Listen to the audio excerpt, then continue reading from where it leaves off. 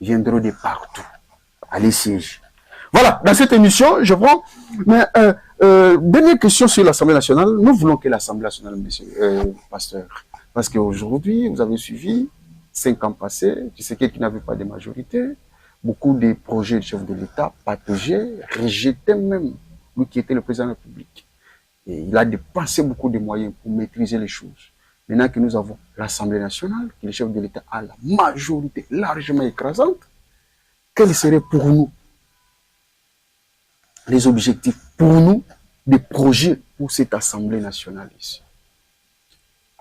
D'emblée, laissez-moi vous dire que nous avons besoin d'une Assemblée nationale qui fonctionne avec la vision du chef de l'État. Mais si la vision n'est pas bonne, par exemple? Nous ne pouvons pas dire que la vision n'est pas bonne, sauf si nous sommes animés d'intentions malveillantes. Okay. Parce que nous avons tous écouté le président de la République à l'occasion de son investiture. Laissez-moi vous dire que toutes choses restant égales par ailleurs, on ne peut pas dire qu'il y a de la perfection dans ce que nous faisons, ou bien dans ce qui a été dit. Mais au moins, les 6 piliers tels que présentés, nous pouvons dire qu'ils frisent la perfection. Et c'est mais il y a ceux qui disent que non, ce n'est qu'un discours. Ce n'est qu'un discours. Tu sais que c'est quelqu'un qui est habitué dans les discours, dans les promesses. Tout ce qu'il a dit, ça va s'envoler, tout ça. Mais comment ça va se réaliser? Avec quel mécanisme? L'Assemblée, est-ce que nous aurons l'Assemblée digne de son nom? Ou bien l'Assemblée va nous donner son retrait, tout ça, chercher l'argent, $20 000, les députés qui sont là, qui dorment d'ailleurs? Monsieur le journaliste, j'ai comme l'impression, après avoir examiné l'attitude du président de la République ces jours-ci, j'ai comme l'impression que le président de la République ne dort plus. Ah bon? Et qu'il fait des insomnies. Ok. Pour l'accomplissement, l'aboutissement, la réalisation de son programme, de ces 6 piliers. Pourquoi je le dis? Okay. Vous allez voir que les 6 piliers ont été conçus en tant que tels. À l'investiture, on parle des 6 piliers. À l'occasion de la 122e réunion du Conseil des ministres, on parle des 6 piliers. N'est-ce pas? Donc, le fait que faisabilité, le président de la République, pratique. Le fait que chez lui, au Conseil des ministres, au stade, on parle de sa vision des 6 piliers, cela montre à quel point cela représente de l'intérêt pour le président de la République. Okay. Cela montre à quel point cela représente un souci majeur pour le président de la République. Alors, laissez-moi vous dire ceci. Si vous n'êtes pas en colère, vous ne pouvez pas aller de l'avant.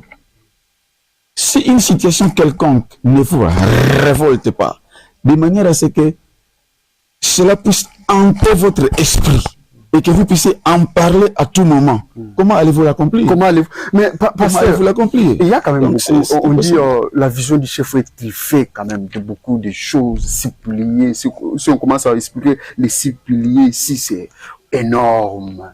C'est toute une bibliothèque.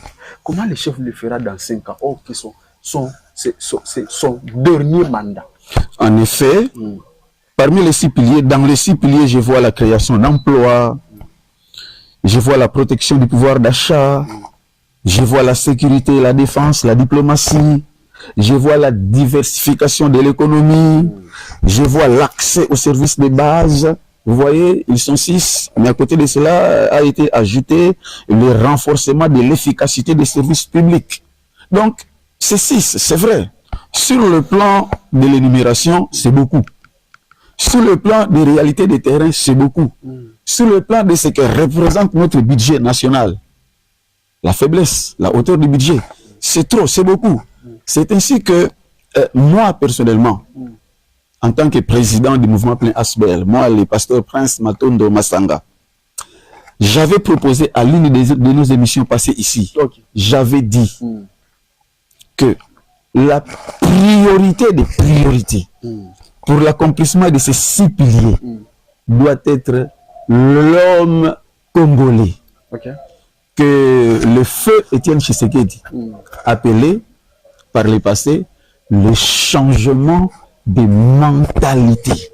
Donc, il faut que le président de la République, il faut que le gouvernement mettent un accent majeur, un accent principal sur le changement des mentalités. L'homme congolais. Kabila disait qu'il n'avait pas 15 personnes. 15 personnes, nous allons entamer. Voilà, c'est ça même.